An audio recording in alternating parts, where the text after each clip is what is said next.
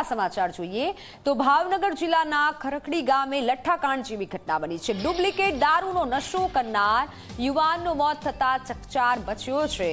મિત્રો સાથે વાડી વિસ્તારમાં 3 દિવસ અગાઉ દારૂ પાર્ટી કરી હતી। ડુપ્લિકેટ દારૂનો નશો કરતા તમામ મિત્રો બેભાન થયા હતા।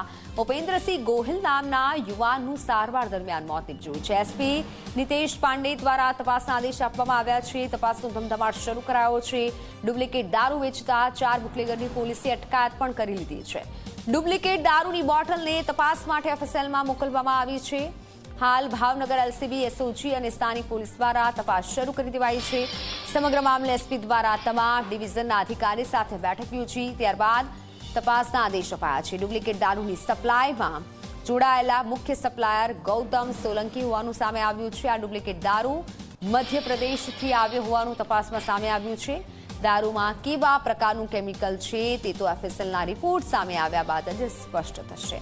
બીજી તરફ સારવાર હેઠળ રહેલા ભોગ બનનાર તમામની સ્થિતિ હાલ સ્થિર છે।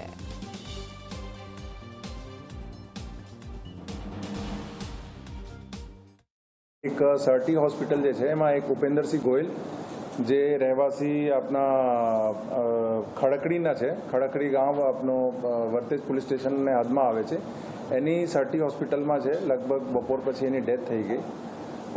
એના સિવાય સરટી અને સાથે સાથે શહેરના લગભગ 2-3 હોસ્પિટલમાં બીજા બપોરથી લઈને અત્યાર સુધીમાં લગભગ 6 લોકો જેવા બીજા લોકો પણ એડમિટ થયા છે।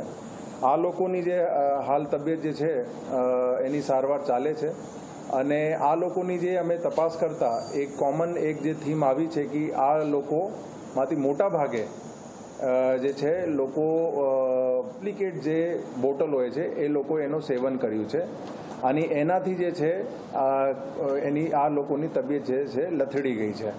તો એમાં કીધું એક અત્યાર સુધીમાં ડેથ છે અને બીજા લગભગ 5 થી 6 લોકો જે છે અલગ અલગ હોસ્પિટલમાં અત્યારે સારવાર હેઠળ છે। ડુપ્લિકેટ બોટલ જે અલગ અલગ જગ્યા જે એને વેચ્યું છે આ બુટલેગરને અમે ઉપાડવાના સ્ટાર્ટ કર્યું અને અત્યાર સુધીમાં લગભગ 4 જેવા બુટલેગર જે છે એ એમાં ડિટેન થઈ ગયા છે અને આગળની કાયદેસર કાર્યવાહી પણ ચાલે છે।